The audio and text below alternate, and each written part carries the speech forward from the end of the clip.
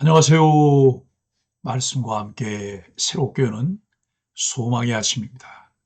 오늘의 핵심 메시지는 말씀을 간절히 받고 날마다 상고하고 삶으로 반응하는 신앙. 그것이 오늘 우리의 가정과 교회, 일터에 하나님의 나라를 세우는 길임을 말씀합니다. 사도행전 17장 10절로 15절까지 말씀을 본문으로 하여 말씀을 상고하는 신앙이 하나님 나라를 세운다라고 하는 주제로 은혜를 나누기를 원합니다. 흔들리는 시대일수록 신앙의 뿌리가 말씀에 있어야 한다는 것을 깊이 공감합니다. 지난 본문에서 우리는 데살로니가에서 벌어진 큰 소동을 보았습니다. 도시 한복판에서 말씀은 사람들을 깨웠고 그 깨움은 큰 충돌과 저항을 불러왔습니다. 말씀이 사람의 중심을 흔들자 도시의 중심이 움직였고 그 열과 바울과 일행은 급히 데살로니가를 떠나야 했습니다. 사실 이것이 사도행전 전체에 나타나는 복음의 여정입니다. 말씀이 전해지면 변화가 일어나고 변화가 일어나면 저항이 오고 저항 속에서 또 말씀은 퍼져나가 또 다른 곳에서 생명의 역사를 만들어냅니다. 그리고 하나님 나라는 저항이 많은 곳을 피해가는 것이 아니라 그 저항 속에서도 끊임없이 뿌리 내립니다. 바울과 실라는 데살로니가에서 한밤중에 도망하듯 떠났지만 하나님 나라는 도망치지 않았습니다.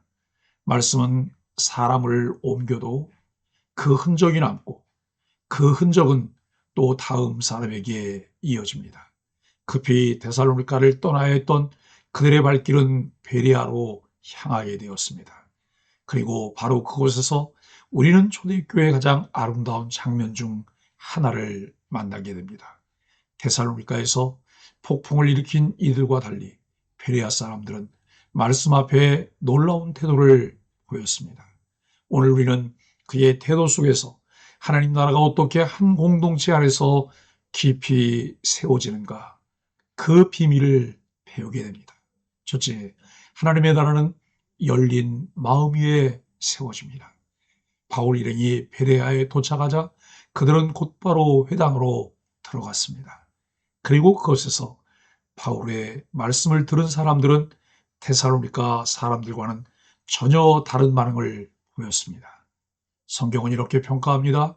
베레아 사람들은 데살로니가에 있는 사람보다 더 너그러워서라고 말합니다.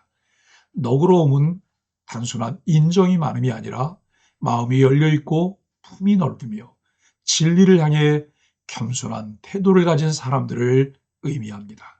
말씀 앞에서 마음을 닫는 사람은 아무리 많은 배움이 있어도 변화가 없습니다.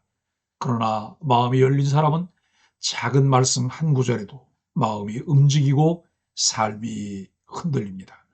베레아 성도들은 내 생각이 먼저가 아니라 하나님이 뭐라고 하시는가, 내가 믿어온 방식이 아니라 성경이 뭐라고 말하는가 하는 열린 마음을 가지고 말씀을 들었습니다. 하나님 나라는 바로 이런 마음을 통해 한 공동체 안에서 자라기 시작합니다. 둘째, 하나님 나라는 성경을 상고하는 신앙 위에 세워집니다. 베레아 성도들을 가장 돋보이게 한 것은 그들의 배움의 열심이 아니라 그 배움을 대하는 태도였습니다. 성경은 이렇게 기록합니다. 이 사람들은 간절한 마음으로 말씀을 받고 날마다 성경을 상고하여 그러한가 함으로라고 말씀합니다. 여기서 핵심은 두 가지입니다. 첫째, 간절한 마음으로 말씀을 받았습니다. 그들은 말씀을 취미처럼 듣지 않았습니다. 말씀을 자기 확인의 도구로도 사용하지 않았습니다. 말씀을 들을 때마다 이 말씀을 통해 하나님이 나에게 어떤 길을 여시는가, 그 기대와 간절함으로 귀를 열었습니다. 둘째는 날마다 성경을 상고하였습니다. 상고하다는 단순히 읽었다는 의미가 아닙니다. 정밀하게 조사하다, 치밀하게 비교하다, 깊이 연구하다는 뜻입니다. 그들은 바울이 전한 복음을 듣고 무조건 덮어놓고 아멘하지 않았습니다. 반대로 이 말씀이 진짜 성경이 말하는 복음인가 날마다 성경을 펼쳐 확인하고 또 확인했습니다. 여기에는 진리에 대한 갈증, 바른 신앙을 향한 책임감, 하나님을 향한 경외심이 담겨 있습니다. 이 태도가 만나면 말씀은 지식이 아니라 능력이 됩니다. 성경은 정보가 아니라 생명이 됩니다. 교회는 단순한 모임이 아니라 하나님 나라의 거룩한 기지가 됩니다. 셋째, 하나님의 나라는 말씀에 반응하는 삶을 통해 확장됩니다. 말씀을 상고하던 베레아 사람들은 그저 지식 욕구를 채우기 위해 그렇게 한 것이 아니었습니다. 그들의 말씀 연구는 다시 믿음의 결단으로 이어졌습니다. 성경은 말합니다.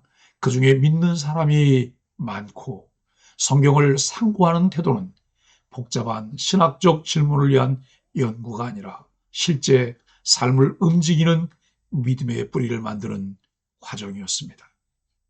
하나님은 지적인 신앙이 아니라 진리에 반응하는 신앙 위에 하나님 나라를 세우십니다.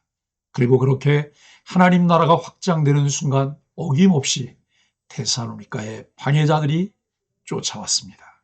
말씀이 역사하는 자리에는 늘 방해가 있고 시기와 충돌이 일어나지만 하나님의 일은 멈추지 않았습니다.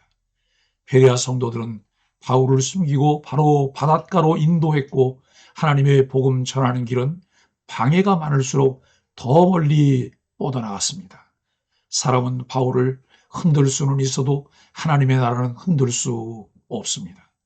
베레아는 말씀에 반응한 공동체였고 그 반응은 곧 복음의 지경을 넓히는 힘이 되었습니다. 사랑하는 소망의 가족 여러분, 하나님 나라를 세우는 신앙의 중심은 말씀입니다.